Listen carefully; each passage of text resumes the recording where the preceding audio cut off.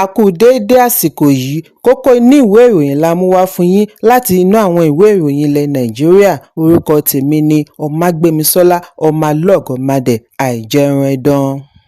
Ọ̀jọ̀gbọ́n Mahmood Yakubu ti parí sáà rẹ̀ gẹ́gẹ́ bí alága àjọ elétò ìdìbò INEC tí ó fi fòpin sí ìparí sáà ẹlẹ́ẹ̀kejì àti òpin sáà ọdún 5 tí yóò wá sópin nínú oṣù kọkànlá ọdún 2025.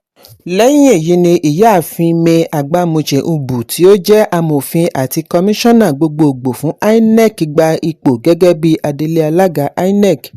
Yakubu ṣe ìkéde ìpinnu rẹ̀ níbi ìpàdé pẹ̀lú àwọn alákòóso ìpínlẹ̀ fún INEC Resident Electoral Commissioner tí ó wáyé lánàá. Síwájú àkókò yìí ni ó parí sáà rẹ̀ àkọ́kọ́ nínú oṣù kọkànlá ọdún 2020 kí wọ́n tó tún yàn án sípò lẹ́yìn tí ààrẹ fà á kalẹ̀ tí ilé aṣòfin sì bu ọwọ́ lù ú. Nínú ọ̀rọ̀ ìdágbére rẹ̀ farewell address ni Yakubu ti dúpẹ́ lọ́wọ́ gbogbo àwọn òṣìṣẹ́ INEC àti REC fún iṣẹ́ takuntakun wọn fún gbogbo sáà rẹ̀. Ó ṣe àpèjúwe àkókò rẹ̀ ní INEC gẹ́gẹ́ bí èyí tí ó kún fún ìpèníjà àti àṣeyọrí, bí ó ti ṣe ìrántí àpapọ̀ okun wọn láti fi ṣe àmójútó ètò ìdìbò tí ó le ní Nàìjíríà. Ẹ̀kúnrẹ́rẹ́ ìròyìn ṣì wà nínú ìwé ìròyìn The Guardian tó jáde lónìí. Ìjọba àpapọ̀ ti bu ọwọ́ lu ìgbòkègbodò ọkọ̀ òfurufú commercial flight operations ní pápákọ̀ òfurufú tí wọ́n fi kó ẹrù ní ìpínlẹ̀ Èkìtì. Èkìtì Agro Allied International Cargo Airport bẹ̀rẹ̀ láti ọjọ́ 4 oṣù kẹwàá ọdún 2025. Akọ̀wé àgbà fún gómìnà Yínká Oyèbọ̀dé ṣe àpèjúwe ìbuọwọ́lù yìí ní àpẹẹrẹ àṣeyọrí wọn lórí ọrọ̀ ajé ìpínlẹ̀. Pápákọ̀ yìí ti wà lẹ́nu àti ṣe àgbékalẹ̀ ìmọ̀ ẹ̀rọ tí yóò mú kí ó rọrùn àti máa ṣiṣẹ́ lálẹ́ àti ní gbogbo ọjọ́, kò ní fi ṣe bí ojú ọjọ́ ṣe rí. Nínú lẹ́tà tí àjọ alámòjútó pápákọ̀ NCAA kọ ránṣẹ́ ní ọjọ́ 3 oṣù kẹwàá ọdún 2025 ni wọ́n ti fìdí ẹ̀ múlẹ̀ wípé pápákọ̀ yìí ti pójú òṣùwọ̀n àti lè bẹ̀rẹ̀ iṣẹ́, ṣùgbọ́n fún wọn láàyè sí ojúmọmọ títí wọ́n fi parí gbogbo ìgbésẹ̀ yòókù àti ṣíṣe yíká ọjọ́. Gómìnà Bíọ́dún Oyèbánjí fi ìmoore rẹ̀ hàn sí Ààrẹ Bọ́lá Tinubu àti àwọn tí ọ̀rọ̀ kàn, títí kan gómìnà àná Káyọ̀dé Fáyẹmí àti Ààrẹ Afẹ́ Babalọ́lá fún ìgbìyànjú wọn sí iṣẹ́ àkànṣe. Pápákọ̀ yìí ni wọ́n kọ́kọ́ ṣíde rẹ̀ ní ọdún 2019 ṣùgbọ́n tí iṣẹ́ rẹ̀ kò kọjá abẹ́lé. Gómìnà Oyèbánjí ní ìbẹ̀rẹ̀ iṣẹ́ pápákọ̀ yìí yóò mú àlékún bá ìdàgbàsókè iṣẹ́ ọ̀gbìn, ìrìnàjò ìlera àti okòòwò tí yóò fi ìpínlẹ̀ sí ìpele aṣíwájú fún àwọn tí wọ́n bá ń fẹ́ ibi láti gbé, ṣiṣẹ́ tàbí gbafẹ́. Ẹ̀kúnrẹ́rẹ́ ìròyìn wà nínú ìwé ìròyìn The Guardian tó jáde lónìí. Lánàá ni Sínátọ̀ Natasha Akpoti-Uduaghan tó ń ṣaṣojú gbùngbùn Kogi padà sẹ́nu iṣẹ́ rẹ̀ ní ilé ìgbìmọ̀ àgbà lẹ́yìn tí ó parí oṣù 6 sẹ́ríà. Láàárín aago 12:18 òwúrọ̀ ni ó dé, bí ó ti wọ ilé ìgbìmọ̀ lọ láti lọ jókòó sórí àga rẹ̀ lẹ́yìn tí ó kí ìwọ̀nba àwọn aṣòfin díẹ̀ tí ó pàdé lójú náà. Ọ̀pọ̀lọpọ̀ àwọn ajàfẹ́tọ̀ọ́-ọmọnìyàn ni wọ́n kọ́wọ̀ọ́rìn pẹ̀lú rẹ̀ níbi tí a ti rí olùpolongo Bring Back Our Girls Aisha Yesufu. Bí a kò bá gbàgbé wípé ọjọ́ 23 oṣù kẹsàn-án ni àwọn ẹ̀ṣọ́ ilé ìgbìmọ̀ ṣí ọ́fíìsì rẹ̀ padà kí ó tó darapọ̀ mọ́ ìgbìmọ̀ lánàá. Ẹ̀kúnrẹ́rẹ́ ìròyìn wà nínú ìwé ìròyìn Vanguard tó jáde lónìí. Àjọ ẹ̀ṣọ́ aṣọ́bodè NIS ní ẹkùn Sẹ̀mẹ̀ ìlú Badagry, ìpínlẹ̀ Èkó ti ṣe ẹ̀sùn wípé àwọn ajínigbé jí ìyàwó ọ̀kan lára òṣìṣẹ́ wọn gbé tí orúkọ rẹ̀ ń jẹ́ Ìyáàfin Ládi Abel. Alukoro àjọ NIS Isaac Elijah ni ó ṣe àfihàn yìí fún iléeṣẹ́ ìròyìn NAN lánàá ní ìlú Badagry.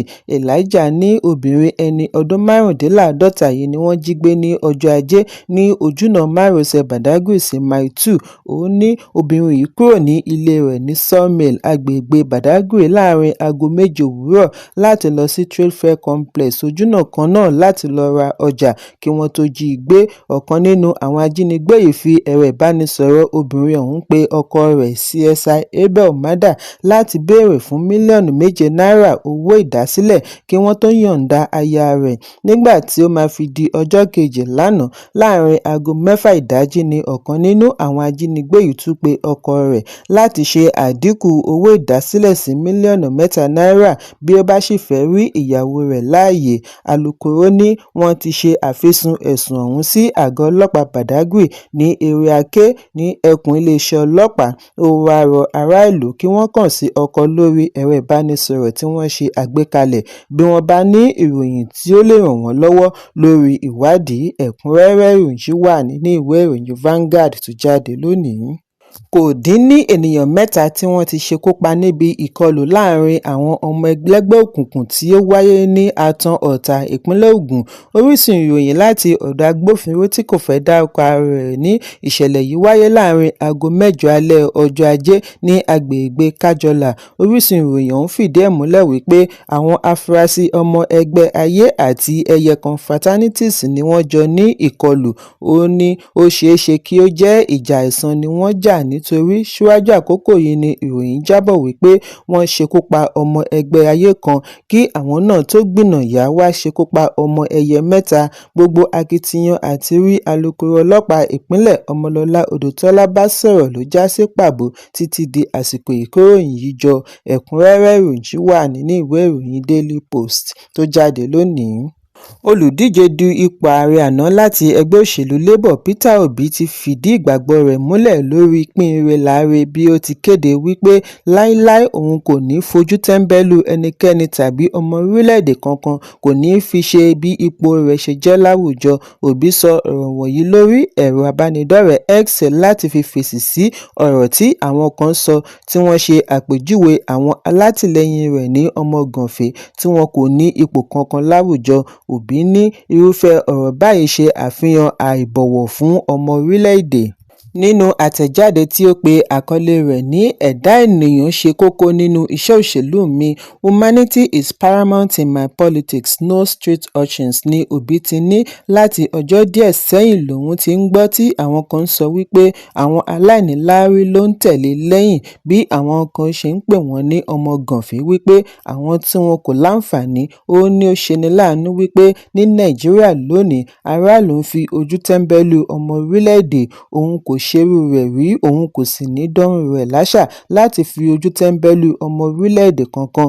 Obi ní iṣẹ́ òṣèlú òun kò dá lórí àti máa ní ìbáṣepọ̀ pẹ̀lú àwọn ọlọ́rọ̀ nìkan ṣùgbọ́n láti dúró gẹ́gẹ́ bí gbohùngbohùn fún àwọn tí ohùn wọn kò lè jágere àti àwọn ọmọ orílẹ̀-èdè tí ọ̀rọ̀ wọn ti bọ́ọ̀dì sí ọ̀dọ̀ àwọn tí wọ́n ń pe ara wọn ní olórúkọ ńlá láwùjọ tí wọ́n wá ń pe ara wọn ní oríṣiríṣi orúkọ àti oyè tuntun. Ẹ̀kúnrẹ́rẹ́ ìròyìn wà nínú ìwé ìròyìn The Nation tó jáde lónìí. Òṣèrébìnrin Àdùnní Adé ti ṣàṣeyọrí lórí ẹ̀sùn tí ó pè tako blogger kan tí ó gbé ìròyìn èké nípa rẹ̀. Blogger yìí gbé ìròyìn wípé ìlúmọ̀ọ́ká òṣèré yìí wà lára àwọn òṣèrébìnrin tí wọ́n ń ṣe wọléwọ̀de pẹ̀lú Senator Dino Melaye. Àdùnní pe ẹ̀sùn tako blogger yìí bí ó ti ṣe àríyànjiyàn wípé ìròyìn yìí ṣe àfihàn rẹ̀ ní gbàgede tí ó kún fún irọ́ àti ìṣinilọ́kàn tí ó tàpá sí ẹ̀tọ́ rẹ̀ lábẹ́ òfin. Gẹ́gẹ́ bí ọ̀rọ̀ Àdùnní, ilé-ẹjọ́ dá a láre pẹ̀lú 20 mílíọ̀nù náírà fún owó ìtanràn. Àdùnní tẹnumọ́ wípé ìdájọ́ ṣe ìgbélárugẹ pàtàkì ìwà ọmọlúàbí, privacy and integrity bí ó ti dúpẹ́ lọ́wọ́ agbẹjọ́rò rẹ̀ fún iṣẹ́ takuntakun. Ó fìdí ẹ̀ múlẹ̀ wípé èyí jẹ́ àṣeyọrí rẹ̀ kejì, ìyókù ṣì ń bọ̀ lọ́nà. Lórí ẹ̀rọ abánidọ́rẹ̀ẹ́ Instagram ni Àdùnní ti ṣe àfihàn àṣeyọrí yìí bí ó ti kọ wípé ìdádúró ìdájọ́ kì í ṣe lásán, justice delayed isn't justice denied. Bákan náà ni ó fi ọ̀rọ̀ ránṣẹ́ sí àwọn akẹgbẹ́ rẹ̀ tí wọ́n ń pín ìròyìn irọ́ kiri nípa rẹ̀. Ó ní láìpẹ́ gbogbo ayé máa mọ irúfẹ́ ejò tí wọ́n jẹ́, ìlara àti inú bíbí ń gbé nínú wọn, òró ni wọ́n, ṣùgbọ́n òun dúpẹ́ lọ́wọ́ ilé-ẹjọ́ Nàìjíríà. Ẹ̀kúnrẹ́rẹ́ ìròyìn wà nínú ìwé ìròyìn The Nation tó jáde lónìí. Kò dín ní 17 ọmọ ẹgbẹ́ agbábọ́ọ̀lù Super Eagles títí kan Victor Osimhen àti Ademola Lookman tí wọ́n ti dé sí Polokwane, orílẹ̀-èdè South Africa bí Nàìjíríà ṣe ń gbáradì fún ìdíje 2026 FIFA World Cup qualifying tako Lesotho. Àwọn agbábọ́ọ̀lù wọ̀nyí dé ní ọjọ́ Ìṣẹ́gun, ọjọ́ kejì tí àwọn òṣìṣẹ́ technical crew dé fún ìgbáradì. Lára àwọn tí ó ti dé síbi ìpàgọ́ láti rí William Troost-Ekong, Wilfred Ndidi, Bruno Onyemaechi, Terem Murphy, Moses Simon, Calvin Bassey, Alex Iwobi, Samuel Chukwueze, Frank Onyeka àti Tolu Arokodare. Bákan náà ni àwọn dìfẹ́ńdà tí ó padà Semi Ajayi àti goalie Stanley Nwabali, Adébáyọ̀ Adélẹ́yẹ àti Amos Obasogie tí gbogbo wọn ti ń gbáradì síwájú ìdíje ọjọ́ Ẹtì. Ipò kẹta ni Nàìjíríà wà báyìí ní Group C CAF World Cup Qualifying Series pẹ̀lú pọ́ìntì 11 tí wọ́n gbà níbi ìdíje 8. Super Eagles gbọ́dọ̀ gbégbá orókè pẹ̀lú 2 tó kù látara ìdíje pẹ̀lú South Africa àti Benin Republic láti mú ìrètí wọn wà láàyè. Ẹ̀kúnrẹ́rẹ́ ìròyìn wà nínú ìwé ìròyìn Punch tó jáde lónìí.